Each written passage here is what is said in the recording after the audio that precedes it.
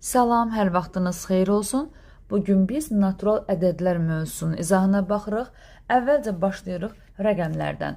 Rəqəmlərimiz 10 ədəddir. Baxın, biz bu rəqəmlərdən ədədlər düzəldirik. Rəqəmlərin sayı 10 olduğu üçün istifadə etdiyimiz say sistemi onluq say sistemi adlanır. İndi gəlirik natural ədədlərə. Natural ədədlər N ilə işarə olunur, N hərfi ilə işarə olunur və natural ədədlər 1-dən başlayaraq 1, 2, 3, 4 və s. sonsuzluğa qədər davam edir. Natural ədədlər sonsuz saydadır. Ən kiçik natural ədəd 1-dir.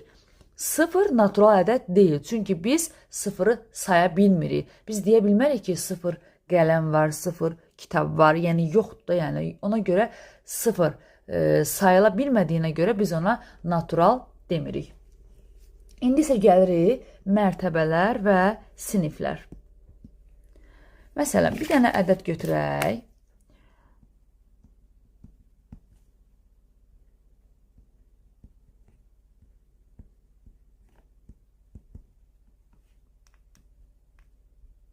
İndi başlayırıq. Baxın, sondan başlayaraq bu 1 nə olur? Təklik. Təklik. 5 nə olur? Onluq. Qısa yazıram. Səsləndirdiyimə görə artıq məlumdur. Bura olur yüzlük. Sonra minlik. 10 minlik. 100 minlik. Milyonluq. 10 milyon. 10 milyon. 100 milyon. Milyardlıq. 10 milyardlıq. 10 milyardlıq. Biz bunları qeyd edəndən sonra, indi biz burada siniflərə ayırırıq. Necə siniflərə? Baxın, təklik, onluq, yüzlük. Bura adlanır üçü təkliklər mərtəbəsi. Təkliklər. Sonra növbəti 3. Yəni minlik, 10 minlik, 100 minlik. Bura adlanır minliklər sinifi. Minliklər. Növbəti 3, yəni milyon, 10 milyon, 100 milyon olur milyonluqlar sinifi. Milyonluqlar. Lar yazmadım, çatmadı. Növbəti isə davamlı olaraq gəlsə artıq olur nə? Milyardlıqlar. Milyardlıqlar. Milyardlıqlar sinifi. İndi gəlirik natural ədədlərin onluq yazılışı, yəni mərtəbə toplananların cəmi şəklində yazılışı. Mərtəbə toplananların cəmi şəklində yazılışına əvvəlcə başlayaq ədədlər üzərində, sonra biz onu ümumi formul kimi qeyd edək. Tutaq ki, deyirəm 38. Mən bunu mərtəbə toplananların cəmi şəklində yazmaq istəyirəmsə, baxın, axırdan deyirəm təklik, onluq, düzdür? İndi yazıram. 3 dənə onluğum var, 3 vur 10, üstə gəl, 8 dənə təkliyim var. Yəni 8 vurulsun 1-də yazılır, yəni yazmaya da bilərsiniz. Yəni təklik sonuncu tək qalan ədəddir. Məsələn, indi 3 rəqəmli yazıram. 425, bura nədir? Təklik. Onluq, bu da yüzlük. Onda deyirəm ki, 4 dənə yüzlük var, 2 dənə onluq var, 5 dənə təklik var. Gəlin onda biz bunu ümumi formulunu yazaq. Yazırlar ki, AB ədədi. Biz bunun açılışını yazmaq üçün. Üstündə xətt ona görə qeyd olunur ki, əgər bunun üzərinə xətt yazılmasa, sadəcə AB yazılsa, biz onda başa düşərik ki, bu A vurulsun B deməkdir. Çünki əgər üstündə xətt yoxdursa, biz bunu vurma kimi başa düşürük. Amma üstündə xətt varsa, deməli bu 2 rəqəmli ədəddir. Gəlin bunun da açılışını yazaq. Deməli bu təklik, bu da onluq. Onda deyirəm ki, 10 vurulsun A, üstə gəl B. Oldu 10A, üstə gəl B. A, B, C-nin açılışını yazaq. Deməli, təklik, onluq, yüzlük. Deyirəm ki, A vurulsun, yəni 100 dənə A, 10 dənə B, üstə gəl C. A, B, C, D-nin açılışını yazaq. Yenə də, deməli, təklik, onluq, yüzlük, minlik. 1000 dənə A, 100 dənə B, 10 dənə C, üstə gəl D. Bu formada davam edir. Məsələn, bir nümunəyə baxaq. Misal. Deyir ki, AB bərabərdir A üstə gəl 3B olarsa AB hasilini tapın.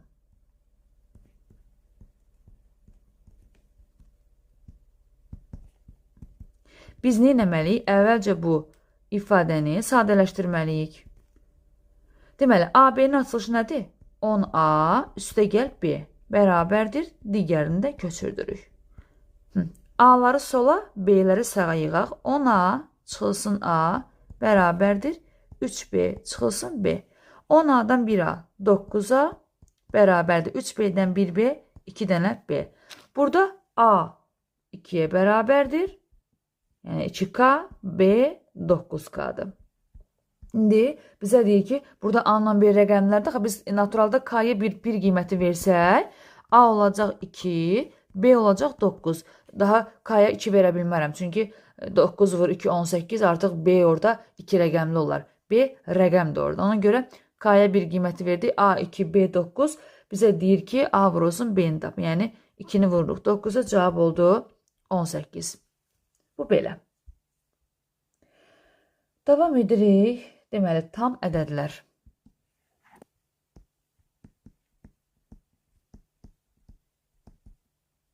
Deməli, tam ədədlər, natural ədədlər, onların əksi olan ədədlər və 0 birlikdə tam ədədlər adlanır. Yəni, bildiyimiz ədəd oxuna bir dənə fikir verək. Ortada 0, solunda mənfilər, -1, -2, -3 və s. belə gedir. Sonra sağında 1, 2, 3, 4 və s. Yəni, bizim 0-dan solda olan ədədlər, yəni mənfilər, 0-ın özü, eyni zamanda 0-ın sağı, yəni mənim bu ədəd oxumda olan tam ədədlər təmiz, yəni burada kəsr olmaz. Təmiz ədədlərə biz deyirik ki, tam ədədlər adlanır. Hansılardır? Yəni, qaydada deyir ki, natural ədədlər, yəni bu qeyd etdiyimiz bu hissə, mənfi ədədlər, yəni bunların əksi nədir? Mənfi ədədlər və bir də 0 olur tam ədədlər. İndi gəlin, bir neçə burada nümunələr var. Məsələn, bizə deyir ki, misallar. 5 ilə 28 aralığında neçə tam ədəd var? Neçə tam ədəd var? Biz bunu tapmaq üçün belə bir qayda yazırıq. Say düsturu. Sayı tapmaq üçün son ədəddən çıxırıq əvvəldəki ədədi, bölürük aradakı fərqə, üzərinə də 1 gəlir. 28 çıx 5 bölünsün. 1 artır, çünki ardıcıl tam ədədlərdir. Yəni orada ardıcıl cüt, ardıcıl tək, 2-yə bölünən, 3-ə bölünən heç bir cümlə işlətmirsə, deməli ardıcıldır. Üzərinə də 1 gəlirik, oldu 23, 24 dənə. Burada parça verilib, düzdür? Yəni 5 də var, 28 də var. Yaxşı, birdən bəs belə intervalda verilsə, məsələn, verilsə belə 5, 28. Bəs onda biz necə həll eləyərik? Diqqətli olun, burada 5 də yoxdur, 28 də yoxdur. Amma burada, baxın, parçada 5 var, 28 də var. Var olduğunu göstərir. Amma bu intervalda 5 yoxdur, 28 də yoxdur. Onda biz gəlin bunun var olduğu hissəni yazaq. Onda nələr var burada? Başlayır 6, 7 və s. Getdi, axırıncı dayandı 27-də. Onda mən bunu belə yaza bilərəm də. 6, bir də 27 parçası. Düzdür? Əla. İndi həmin o say düsturunu tətbiq edirəm. Sondan çıxıram əvvəli. 27-dən çıxıram 6-nı. Bölürəm arada 1-1. Gedir ardıcıl və üzərinə 1 gəlirəm. 21 üstə 1, 22 dənə. Baxın, necə gözəl oldu. İndi baxın, yaxşı. Belə verildi, düzdür. Baxın, hər növündən yazacağım. Hər ikisi parçaya daxil olarsa, hər ikisi daxil olmazsa, biri daxil olub, biri daxil olmazsa, məsələn, 5 daxildir, amma 28 daxil deyil. Onda nə edərəm? Mən burada əsas iş nədir burada, necə həll edirəm? Hər ikisini daxil eləsəm, mən o burada yazdığım qaydanı tətbiq edə bilərəm. Düzdür? Hər ikisi parça olarsa. Deməli, mən onu hər ikisi parçaya gətirməliyəm. Onsuz da 5 var. 5 ilə işimiz yoxdur. 28 orada yoxdur. Axırıncı olan nədir? 27-dir. Düzdür? Oldu mu parça? Oldu. İndi mən say düsturunu tətbiq edəndə yenə sondan əvvəl çıxacağam. Böləcəm, aradakı fərq 1 artır və üzərinə 1 gəlirəm. 23 dənə. Gördünüz necə gözəldir? Bu qədər. İndi isə davam edirik. Deməli, məsələn, deyir ki, başqa bir sual. 20-60 arasında neçə 5-ə bölünən ədəd var?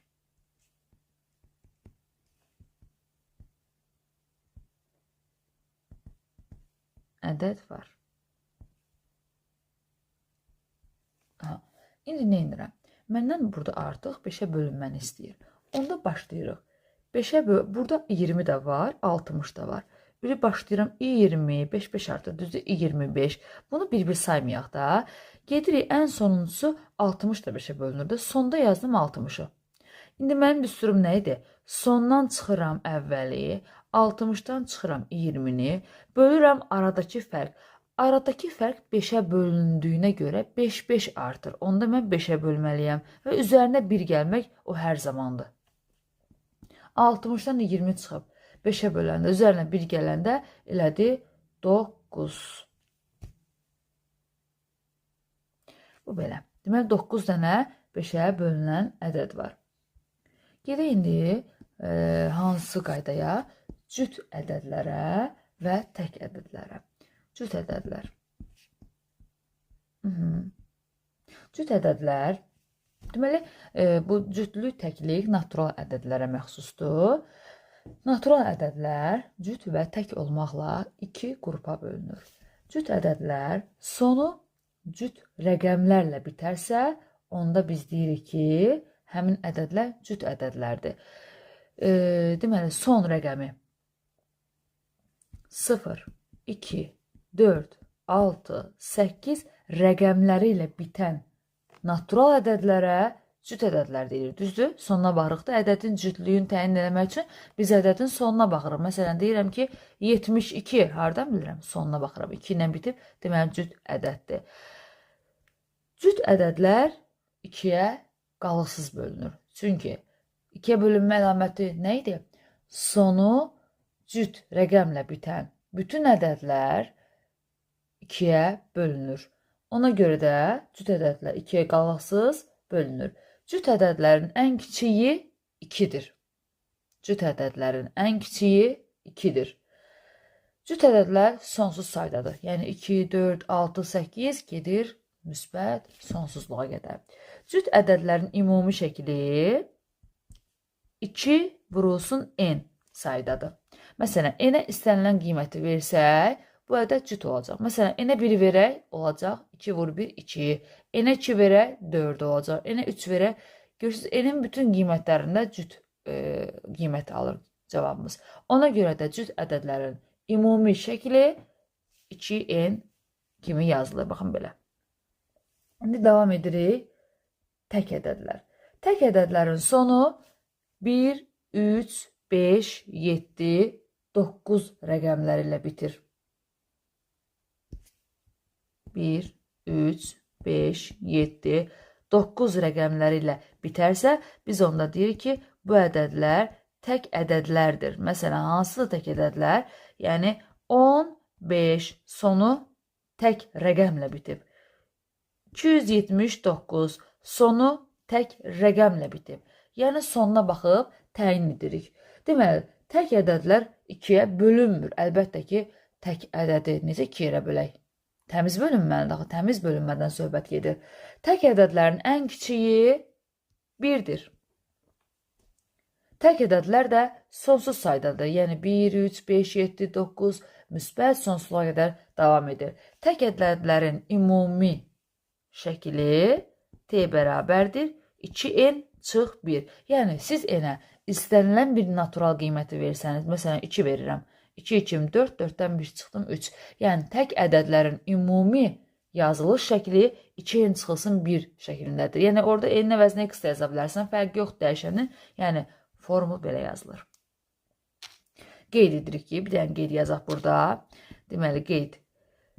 Mənfi ədədlər və 0 nə tək, nə də cüt deyil. Yəni, çünki biz dedik ki, natural ədədlər tək və cüt olmaqla 2 qrupa bölünür. Mən mənfi ədədlərə deyə bilmərəm, axı orada təklikdən, cütlükdən danışanda mən mənfidən danışa bilmərəm. Məsələn, deyə bilmərəm ki, mənfi 2 cütdür. Xeyr, deyə bilmərəm.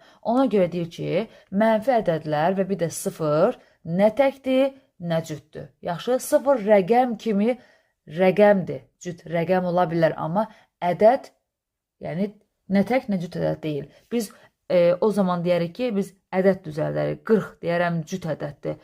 Yəni, 0-ın özünə mən cüt ədəd deyə bilmərəm, o rəqəmdir. Deməli, belə. İndi davam edirik. Ardıcıl natural ədədlər, ardıcıl cüt ədədlər, ardıcıl tək ədədlər. Gəlin onların ümumi şəklini yazaq. Ardıcıl ədədlər.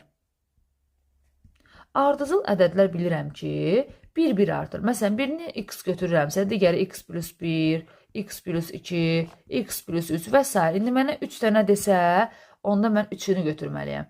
5 dənə desə, onda mən 1, 2, 3, 4, bir dənə də x plus 4 əlavə eləməliyəm. Yəni, nə qədər ədəd desə, o qədərin davam edirəm. 1-1 artırmaq şərti ilə, çünki ardıcıldır. İndi yazırıq, ardıcıl cüt ədədlər. Ardıcıl cüt deyəndə mən bilməliyəm ki, hansı tam hissə modelini qurmalıyam. Yəni, bunu bilməliyəm mən. Ardıcıl cüt ədədlər, 2 dəfə yazıram. Onda belə yazılır. Cütlər 2-2 artır da, hardan bilirəm? Məsələn, 2, 4, 6, 8, buradan bilirəm ki, 2-2 artır. 2 vahid, 2 vahid. Birincini x götürsəm, ikinci x plus 2, x plus 4, x plus 6 və s. Nə qədər lazımdırsa, mən o qədərin istifadə edəcəm. 3 ədəd desə, onda 3-ünü götürərəm. 2 ədəd desə, 2-sini götürərəm və s. Ardıcıl tək ədədlər də 2-2 artır da, onda elə eyni yazılış olacaq bu. Ardıcıl tək ədədlər. Onda deyirəm ki, 1x-dırsa 2-2 artır. Hardan bilirəm? Bax, 1, 3, 5, 7, 9 və s. 2-2 artımır, 2 vahid arasında fərqi var. Ona görə deyirəm ki, birincini x qəbul eləsəm, ikinci x plus 2 eyni ardıcıl cütdə olduğu kimidir, düzdür? Çox yazmaqlara x plus 8, x plus 10 və s. nöqtələr yazaram bura. Yəni, bu davam edir də, istədiyimiz qədər yaza bilərik. Sonra davam edirik. Məsələn, başlayaq. Ədədin indi növbəti. Ədədin bölənləri.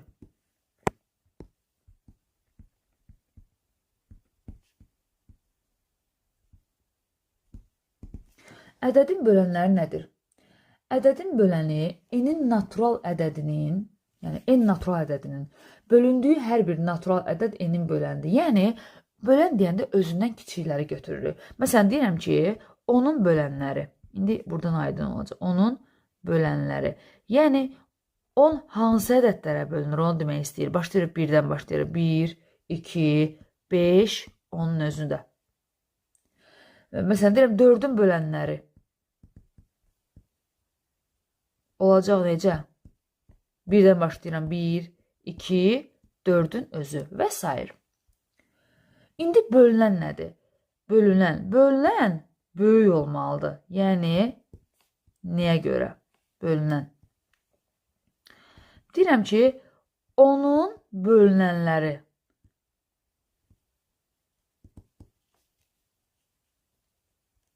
Onun bölünənləri. Bölünən nədir?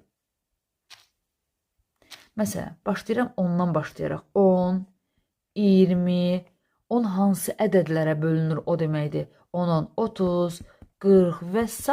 davam edir. Yəni, 10-dan başlayaraq 10 daxil olmaqla biz pillə-pillə qalxırıq. 10 vahid çoxaldırıq. Yəni, bölünən deyəndə bizim cavablarımız böyük olur, bölən kiçik olur. Belə. İndi başlayırıq bölünmə əlamətlərinə. Bölünmə əlamətləri.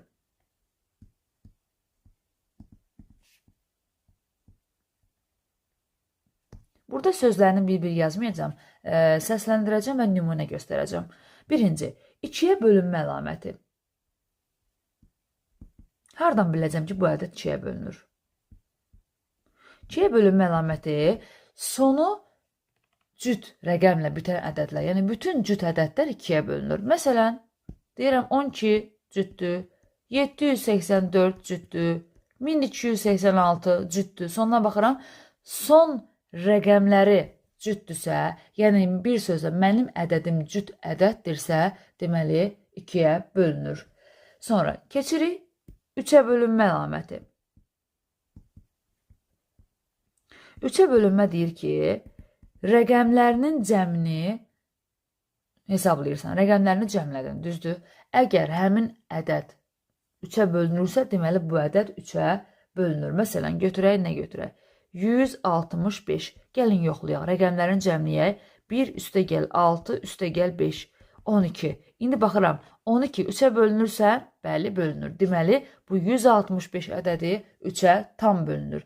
Əgər rəqəmlərin cəmləsəm bölünməsə, deyəcəm bu ədəd 3-ə bölünmür. Deməli, mən 3-ə bölünməni yoxlamaq üçün rəqəmlərini cəmləməliyəm. Keçirəm 3-cü qaydaya. 4-ə bölünmə əlaməti. 4-ə bölünməni təyin etmək üçün ədədin son 2 rəqəmini bölüb yoxlayırıq. 4-ə bölüb yoxlayırsan. Əgər bölünürsə, deməli bu ədəd 3-ə bölünür. Məsələn, deyirəm 112. Dedi ki, son 2 rəqəmə baxırsan. Son 2 rəqəmi götürdüm. Yəni 12-ni bölürsən 4-ə. Bölündü, bəli, bölündü. Deməli bu ədəd, yəni 112 4-ə tam bölünür. Məsələn, başqasını da demək olar. 200. Son 2 rəqəmə, yəni 100-ü. 100-ü mən 4-ə bölə bilirəm, bəli, bölünür. Deməli, 200 ədədi 4-ə tam qalıqsız bölünür. 5-ə bölünmə əlaməti.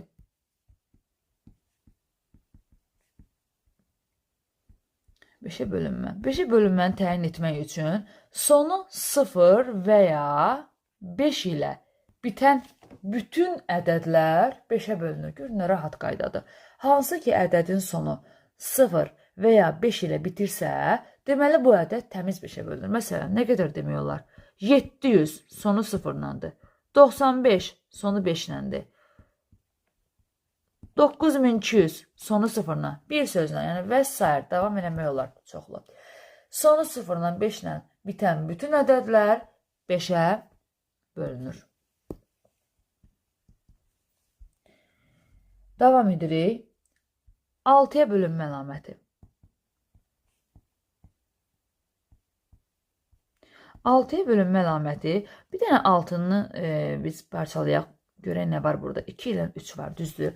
Deməli, mən 6-ya bölünmə əlamətini təyin eləmək üçün həm 2-yə bölünməni bilməliyəm, həm də 3-ə bölünməni. Yəni, hər ikisini bir misalda tətbiq etməliyəm. Hər ikisi ödəyirsə, yəni həmin ədəd həm 2-yə, həm də 3-ə bölünürsə, deməli bu ədəd 6-ya tam bölünür, düzdür? Onun üçün necə təyin edirik? Əvvəlcə 2-yə bölünmək üçün baxırsan ədədin sonuna, cütdür, seçdin o ədədləri. Tutaq ki, 2 dənə variant var, A ilə B, düzdür? Sonra həmin o A ilə B variantında olan ədədlərin rəqəmlərin cəmini edirsən. Niyə görə? 3-ə bölünməni təyin eləmək üçün. Hansı ki, bölündü, deməli odur. Məsələn, bir dənə nümunə götürək. Nə götürək? Son cüt olsun, rəqəmlərin cəmidə məsələn 312. Baxıram ki, sonu cütdür, bəli, ücü hazırdır. 2-yə bölünmə hazırdır.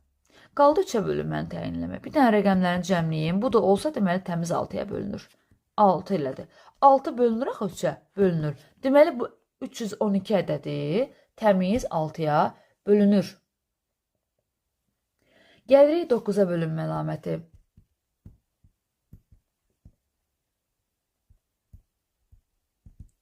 9-a bölünmə əlaməti eyni 3-ə bölünmə əlaməti kimidir. Rəqəmlərinin cəmləyib yoxlayırıq. Deməli, 3-ə bölünmə və 9-a bölünməni mən təyin etmək üçün nə etməliyəm?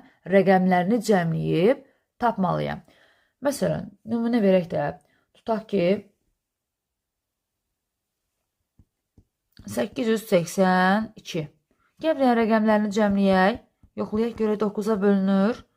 16, 2, 18. Bəli, 18 9-a bölə bilirəm. Bəli, deməli bu ədəd 9-a bölünür. Əgər bölünməyən olsaydı, gəlin bir deyə bölünmədən yazaq da, məsəl üçün. Rəqəmlərini cəmləyək.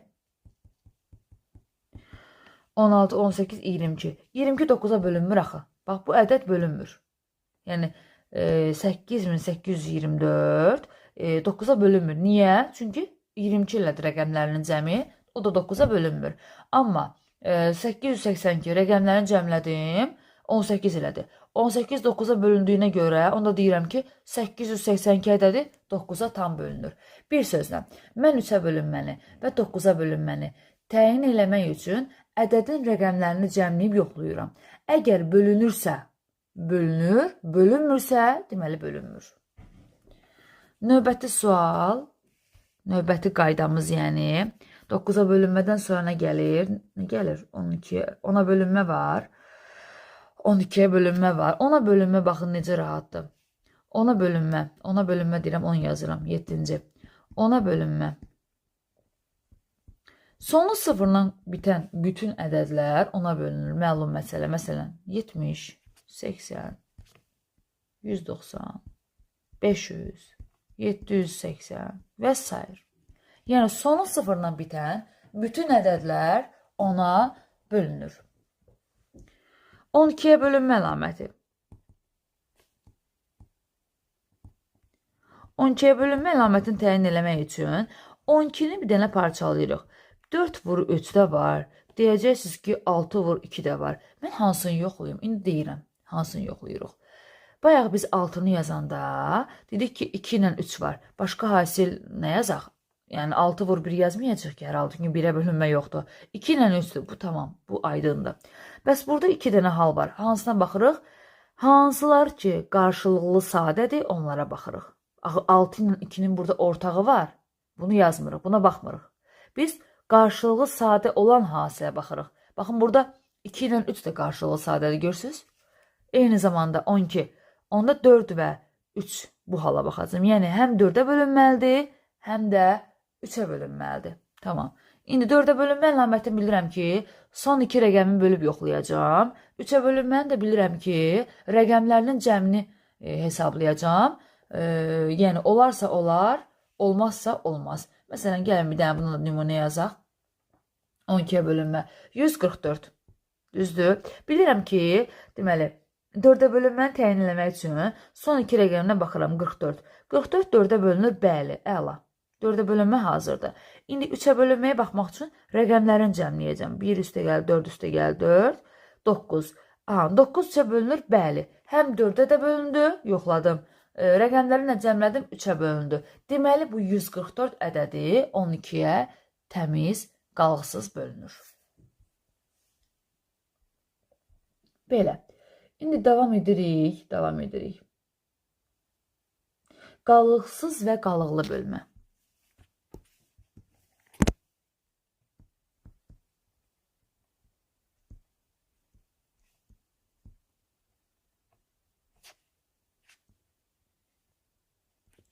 Qalıqsız və qalıqlı bölmə.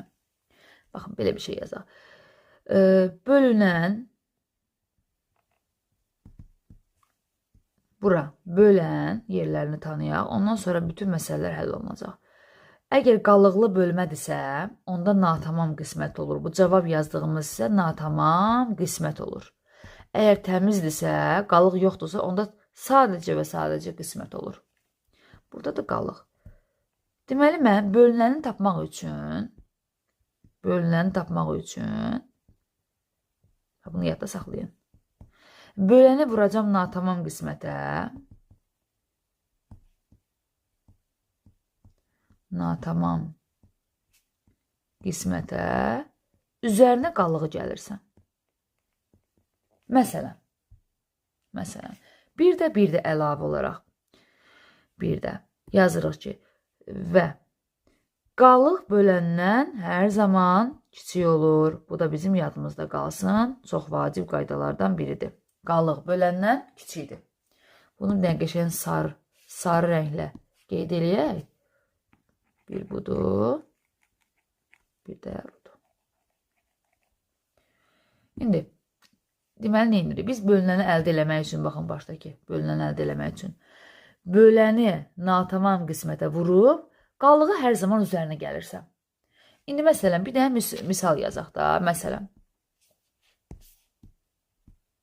Tutaq ki, deyirəm ki, x, buraya yazıram 5, burada yazıram 4, buranı da yazıram 7. Mənə deyir ki, bölünəni tap. Axı, mən də qayda öyrəndim burada. Dedim, bölünənin yerində x dayanıb, bölünənin yerində 5 dayanıb, natamam qismətin yerində 7, qallığın yerində 4. İndi eynisini yazıram. Yazıram, bölünən bərabərdir, x bərabərdir. 5-i vuracam 7-yə, üzərinə 4 gələcəm.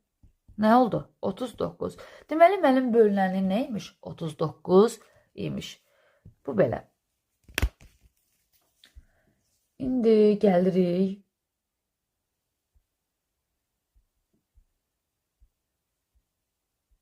sadə mürəkkəb ədədlərə. Sadə və mürəkkəb ədədlər.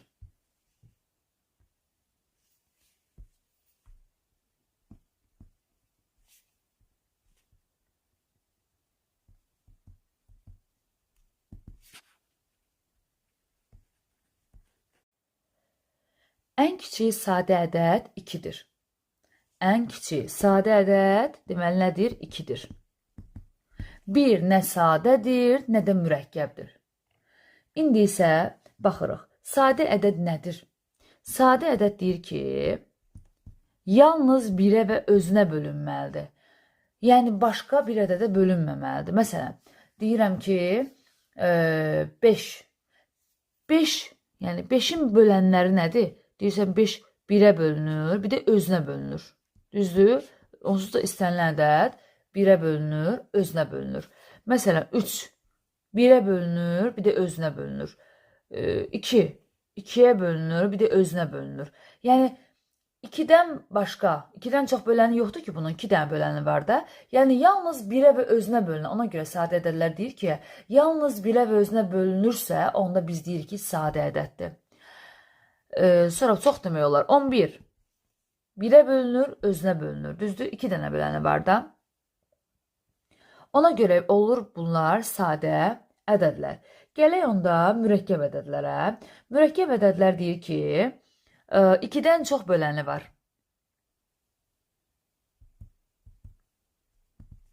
2-dən çox böləni var. Məsələn, başladım 4-dən. Onsuz da bilirəm ki, 4 1-ə bölünür, özünə bölünür. Yəni, dediyimiz kimi, bütün ədədlər 1-ə və özünə bölünür. Baxaq görək, əlavə nəyəsə bölünürmü? Bəli, bölünür. Nəyə? 2-yə bölünür, bir də özünə bölünür. O heç. Bir dənə burada artıq 2-yə bölünmə oldu, düzdür? 2-dən çox böləni oldu mu? Oldu. Artıq 3-dən oldu axı. Deyirsən, mürəkkəbdir. Məsələn, 6 bölənləri onsuz da 1-ə bölündüyünü bilirik. 2-yə bölünür, 3-ə bölünür, 6-ya. 4 dənə böləni var. 2-dən çox böləni oldu mu? Bəli, oldu. Məsələn, 18. Ümumiyyətlə, bütün cüt ədədlər, baxın, biz bölünmə əlamətlərini öyrənmişik də, bütün cüt ədədlər mürəkkəbdir. Bir dənə 2-dən başqa. Çünki 2 ən kiçik sadə ədəddir. 2 bir 2-yə bölünür, bir də 1-ə bölünür də ona görə. Yəni, bütün cüt ədədlər gördünsə, biləsən mürəkkəb. Çünki 1-ə və özünə bölünməyini kənara qoysaq, cütlər 2-yə bölünür axı. Artıq bir dənə də artıq böləni oldu mu? Bəli. Yəni, biri kifayətdir. Birini tapdınsa, digərlərini saymağa gərək yoxdur. Sən artıq deyirsən ki, bu ədəd mürəkkəbdir. Sonra 4-ə bölünmə əlamətini bilirsən. Hər hansı bir ədədi görəcəksən, tutaq ki, 1824. Aha, son 2 rəqəmi. Cütdür və ümumiyyətlə cütdür, bəli. Deməli, bu mürəkkəbdir. Və ya son 2 rəqəmi 24 böldüm 4-ə bölünür. Bölünməsi var da 4-ə bölünür, bəli. Yəni, bir dənəsini tapdınsa, deməli, bu ədəd mürəkkəbdir.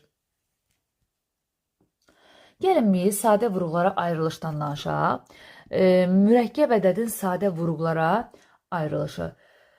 Tutaq ki, mənə verib 12-nidir. Bunu sadə vuruqlara ayır. Gəlin ayıraq. 12, baxın, burada sadələr olmalıdır. Sadə. Burada sadə vuruqları yazacağım. 12-nin aşağısında qiymətlər, cavablarını yazacağım. Yaxşı. 12 2-yə bölünür neçə eləyir? 6. 6 2-yə bölünür neçə eləyir? 3. 3 də 3-ə bölünür 1. Bax, bəzən olur ki, uşaqlar çaşılır. Bura, yəni, görürsünüz, yazılır 4. Bura mən 4 yaza bilmərəm. Niyə? Axı 4 mürəkkəbdir. Olmaz. Biz ancaq burada sadələr yazmalıyıq. Yaxşı? Bunu silirəm. Onda 12-nin sadə vuruqlarını daha səliqəli yazaq. 2-dən neçə dənədir? 2 dənə. Baxın, daha da səliqəli. 3-dən 1 dənə. Bu biri bəzən yazılır da yazmırlar. Mən biri yazıram ki, daha belə görünsün ki, yəni 3-dən 1 dənədir.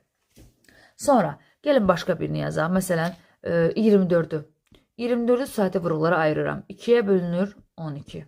2-yə bölünür 6. 2-yə bölünür 3, 3-ə bölünür 1. Deməli, 24-ün sadə vuruqları ayrılışı 2-dən neçə dənədir? 3 dənədir. Qüvvətdə yazırıq. 3-dən də 1 dənədir. Sadə vuruqlara ayrılış bu qaydada gedir. Gəlin indi başlayaq burada yaranan suallara. Məsələn, bir dənə ədəd götürək. 60 ədədi.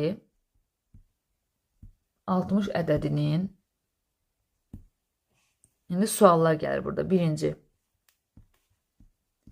Sadə vuruqlarının sayı. Sadə vuruqlarının sayı. Sonra ikinci. Müxtəlif sadə vuruqların sayı.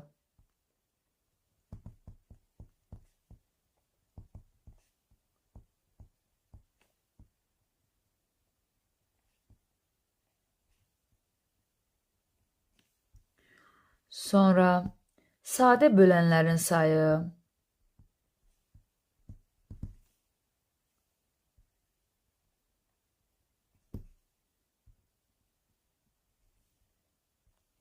Müxtəlif sadə bölənlərin sayı.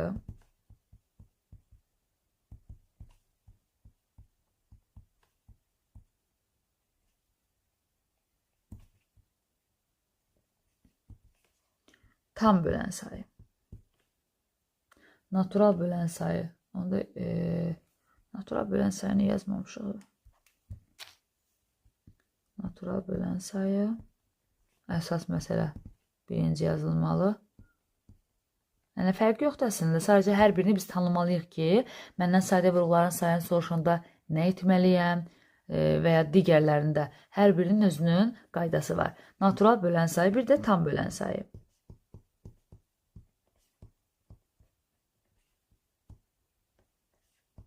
İndi davam edirik. Deməli, əvvəlcə biz ədədi sadə vuruqlara ayırırıq. Baxın, eyni burada bu necə ayırmışam səliqəli. Bu qaydada yazırıq, ondan sonra başlayırıq həll etməyə.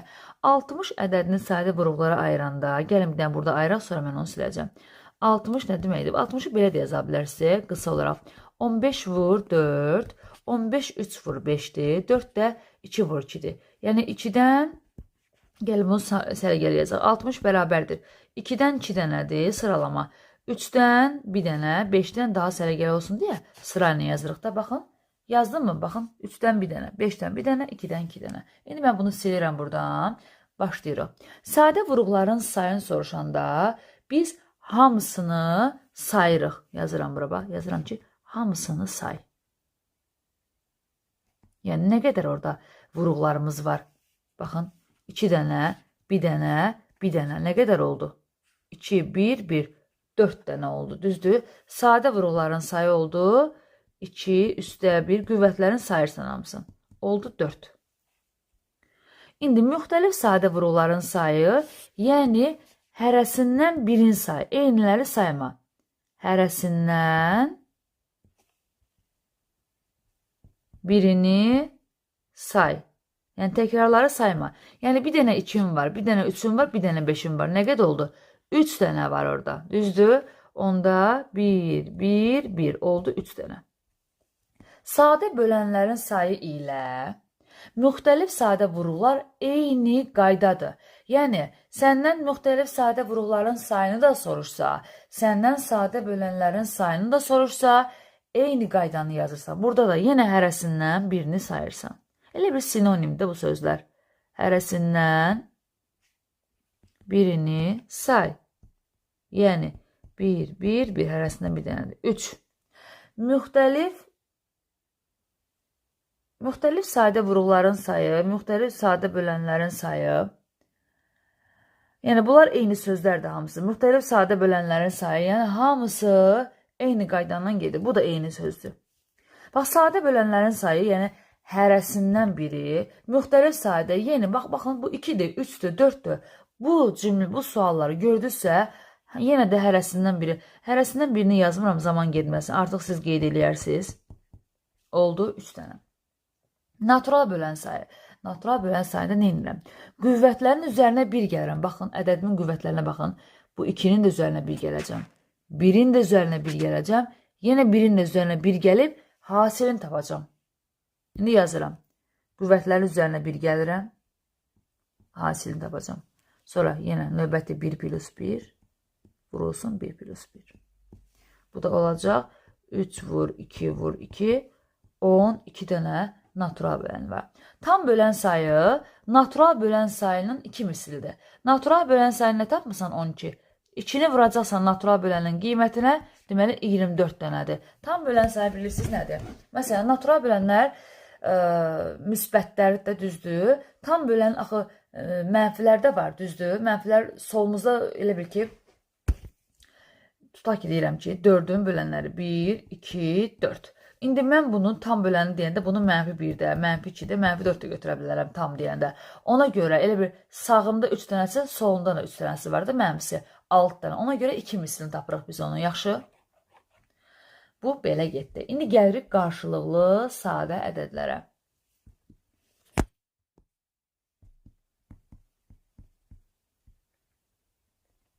Qarşılıqlı sadə ədədlər ortaq vurğu olmayan ədədlərə deyilir. Yəni, onların ortaq vurğu yoxdur. Məsələn, deyirəm ki, 2 və 7. Baxın, 2 ilə 7-nin hansı ortaq vurğu var? Gəlin, sayda vurğuları ayıraq. 2-ni böldüm 2-yə 1, 7-ni böldüm 7-yə. Bunların sayda vurğuları varmı? Baxın, burada 7-dir, burada 2-dir. Ortaqları, yəni ortaqları yoxdursa, deməli, qarşılıqlı sadə ədədlərdir. Bir də qeyd edirəm. Bir ədədi ilə istənilən ədəd qarşılıqlı sadədir. Məsələn, 1 və 10, 1 və 75, 1 və 168 və s. Bir istənilən ədədi ilə qarşılıqlı sadədir. Yəni, sən digər ədədi sadə vurğulara ayırmağa ehtiyac yoxdur. Çünki ortaq vurğu yəni yoxdur da. Yəni, ortaq vurğu yəni hər ikisində bir dənə 1-də bölünən olduğu 1-dir.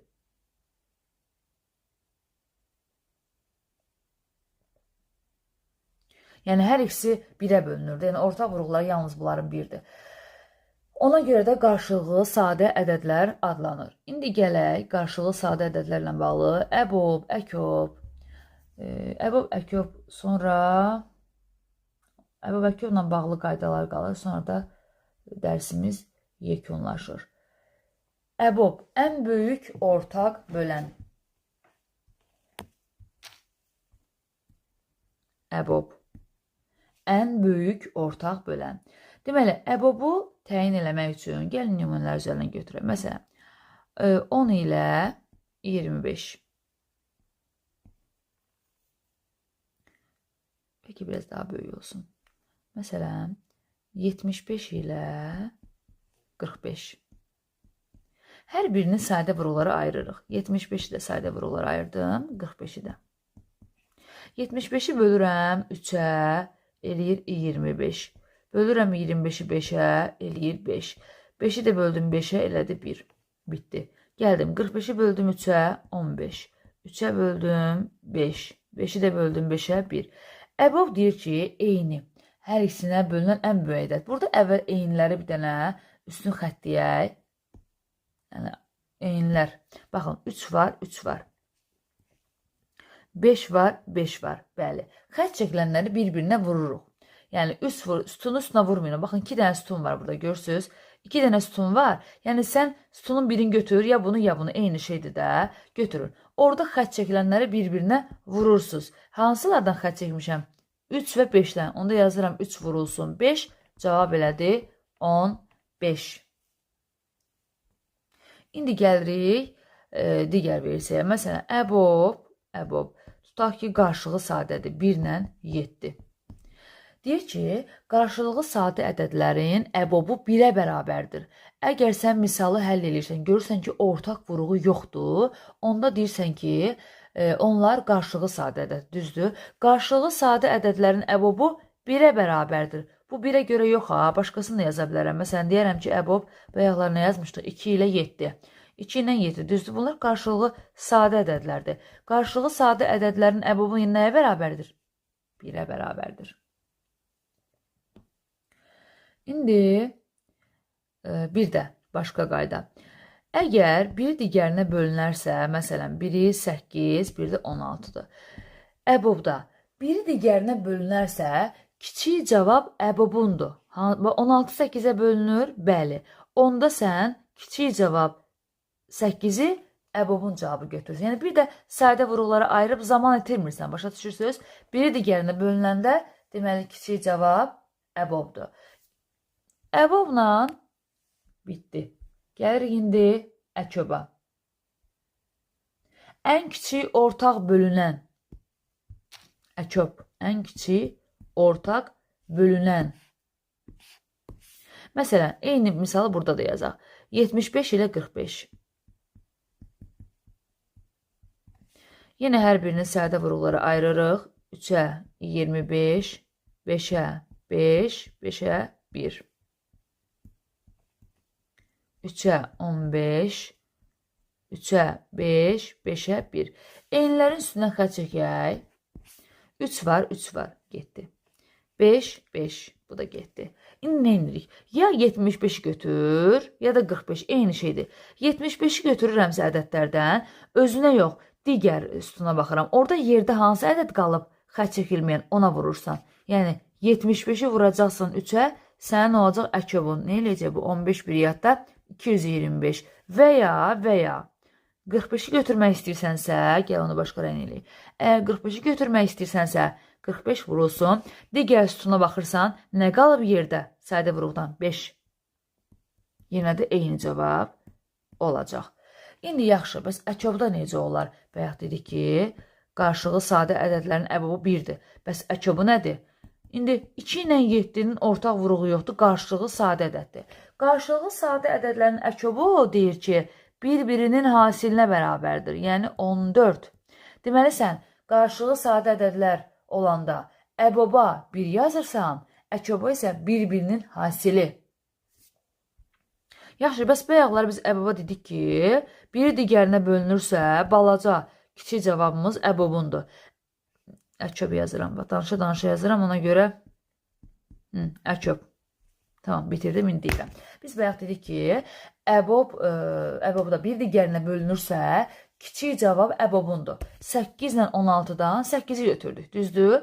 İndi bəs əköbda necə olacaq? Əköb da deyir ki, əgər biri digərinə bölünürsə, onda böyük cavab olacaq əköbun, yəni 16. Gəlin biz əbob və əköbla bağlı bəzi düsturları yazaq. Bu düsturları biz çox yaxşı əzbərləməliyik. Mütləq şəkildə. Başladıq. Birinci, əbob AB məşhur düsturlardan biri. Vurulsun əköb AB bərabərdir A vurulsun B.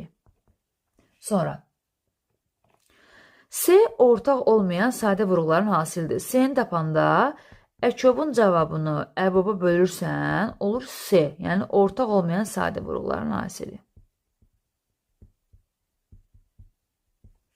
Sonra 1-2 yazaq da. 1, 2. Əbobun S ilə əlaqəli düsturu A, B və S ilə əlaqəli. Kök altında A vur B bölünsün S. Dördüncü. Əköbun da var bu düsturdan. Əköbda kök altında A vur B vur S.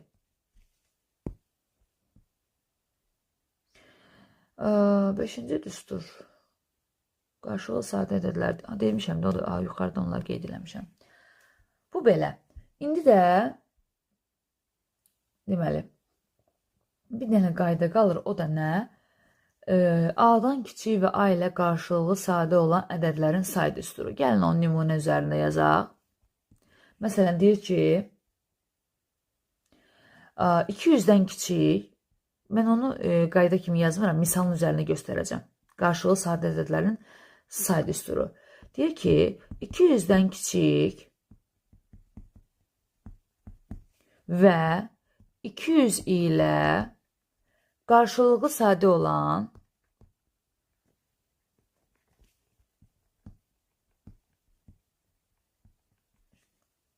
ədədlərin sayını tapın. Birinci başa düşək bunu. Nə demək istəyir bu? Bu deyir ki,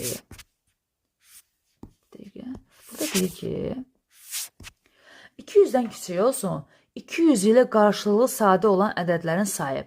Yəni 200-dən kiçik ədədlər var, düzdür?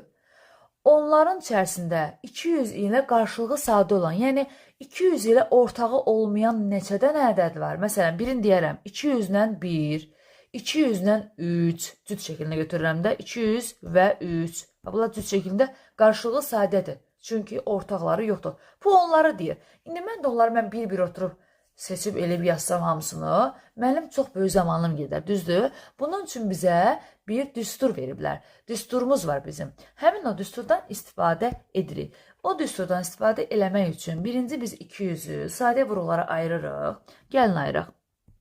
200-ü sadə vuruqlara ayıranda 2-yə bölünür 100, 2-yə bölünür 50, 2-yə bölünür 25, 5-ə bölünür 5, 5-ə bölünür 1.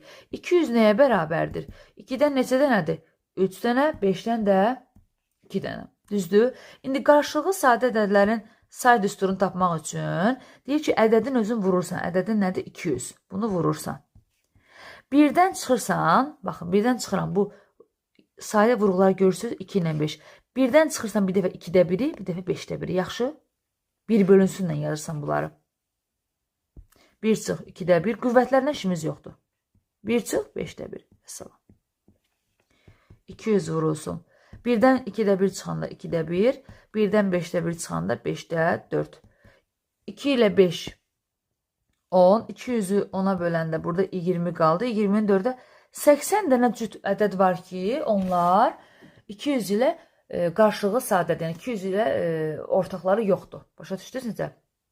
Yəni bayaq dediyim kimi 200-dən 1, 200-dən 3, 200-dən 7. Yəni bu qayda ilə 80 ədəd bizim qarşılıqlı sadə ədədlər cütümüz var. Bu qədər. Sağ olun.